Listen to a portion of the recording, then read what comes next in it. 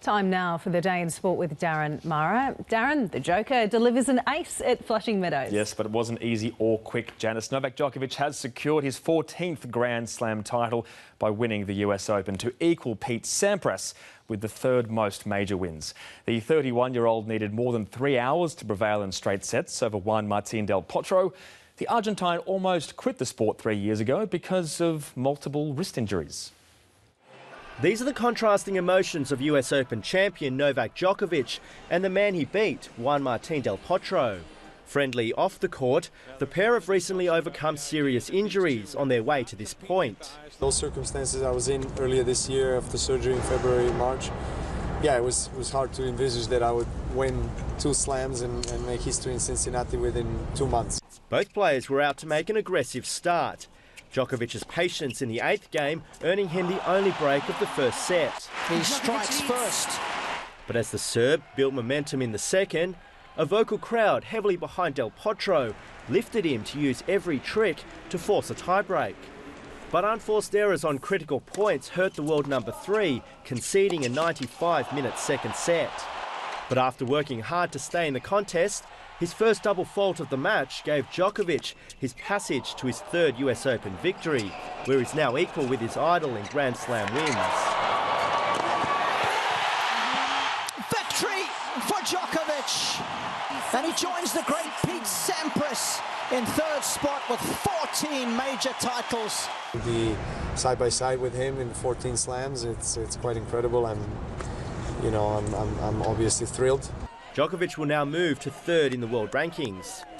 Earlier, Australian Ashley Barty teamed up with American Coco Vandevey to win her first Grand Slam title.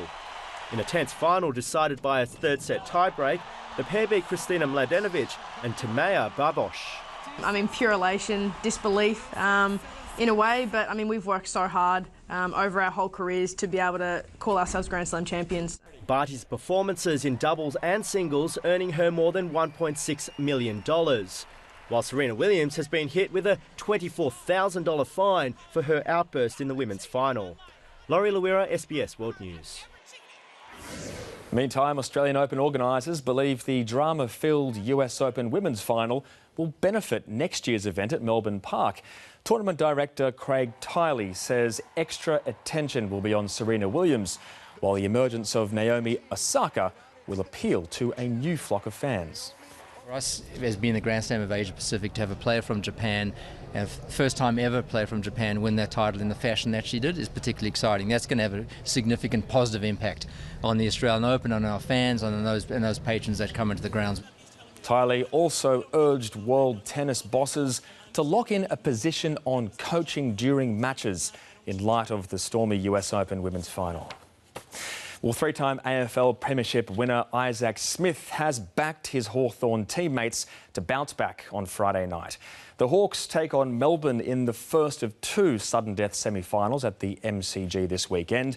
Collingwood faces Greater Western Sydney on Saturday night.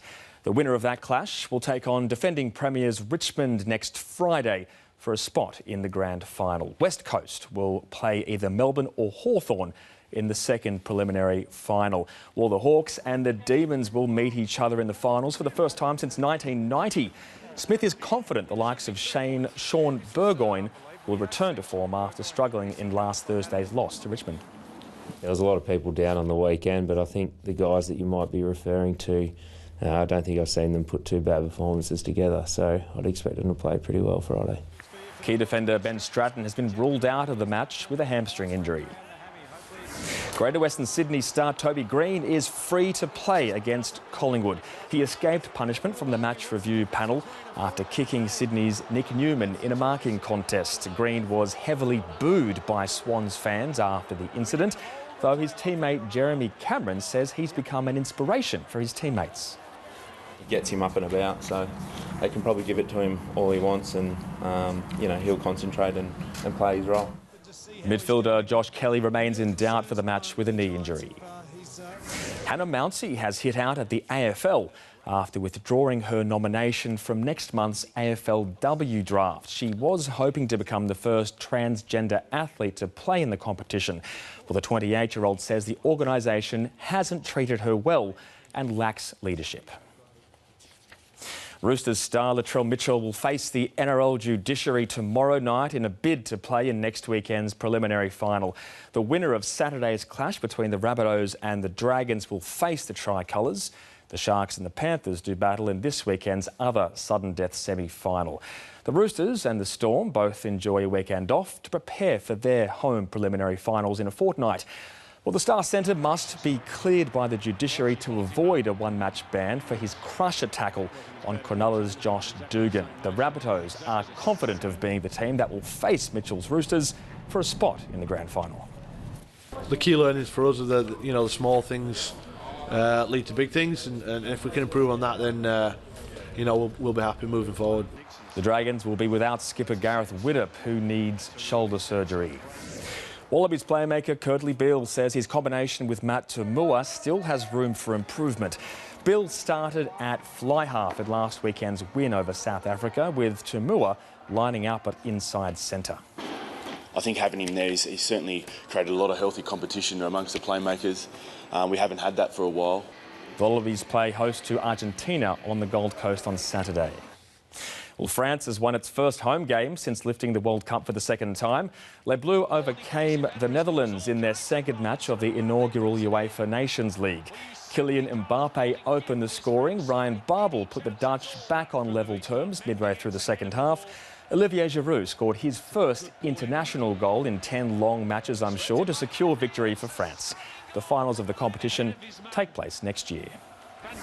Simon Yates has maintained his grip on the leader's red jersey at the Tour of Spain.